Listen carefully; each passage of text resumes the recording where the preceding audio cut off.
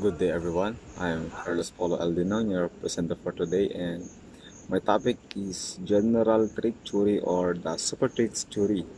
And super traits theory was proposed by Robert Agnew, and Agnew identified five life domains that contain possible crime-generating factors such as the personality, family, school, peers, and work.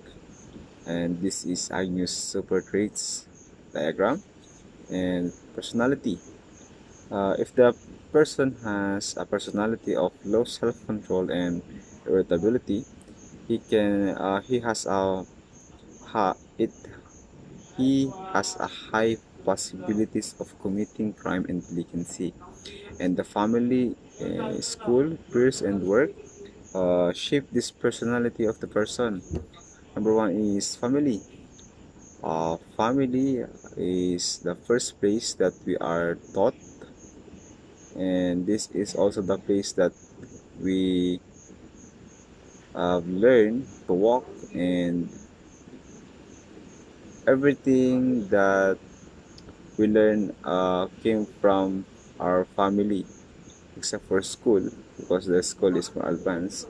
And if the family has or the parents rather, if the parents have low parenting skills, and they teach and the child does not learn self-control, the kid will have high possibilities of committing delinquency because of the poor parenting skills of the parents. Next is school. School because of the negative school experiences, like if the of the example, while taking exam, the other kids are cheating, and the the kid will also be influenced, and he will unconsciously doing it. And as time passes, this kid will normally do it every time, and this can also create uh, delinquency. Other example is um, joining in like gang fight. That's one example. And others is peers. Agnew included this in five life domains because peers, example, if the peers have a background of criminals or have a background of criminality rather, the this person can also be influenced by them by encouraging this person to uh, come and joining them in committing crimes or delinquency. Last is work. Uh, Agnew also included this because if the person has not yet has like if the person has no work or he is unemployed, his mindset will uh, set into wrong directions, like he will have the possibilities of committing crime because he has no money to he has no money to buy food to feed for his family. And because of unemployment, the worker will absolutely or have the highest possibilities of committing crime. And next is, Agnew suggests that personality traits set individuals on particular developmental trajectory that influences how other people in the family school, peer group, and work domains react to them. This is like the same like what I explained before, the other slide. Also, Agnew identifies that latent traits of low self-control and irritability as super traits that encompass many traits like sensation seeking, impulsivity, attentiveness, and low empathy. If the person has low self-control and and irritability, the person will likely to have the will always looking for sensation like sex, uh,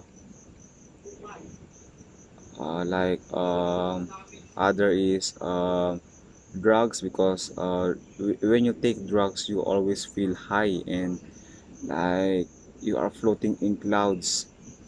And impulsivity, inattentiveness, and low empathy.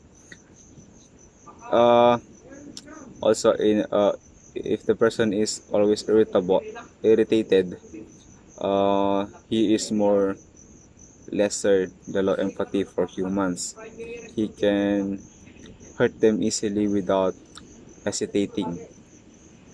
Next is, accordingly, biological factors have direct effect on irritability or low self-control, and an indirect effect on the other life domains through the effects of irritability or low self-control. In terms of gender differences, males are more likely to inherit irritability or low self-control than females, probably because these traits have aided male reproductive success by enhancing male aggressiveness and competitiveness.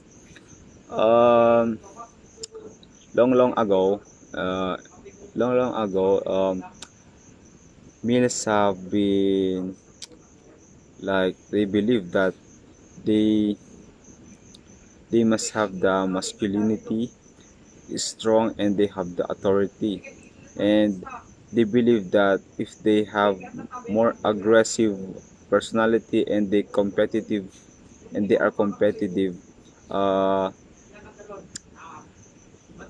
this will make them more have the higher authority. And males more also like have low self-control, because example like if uh, if the husband and wife are talking and the husband easily irritated because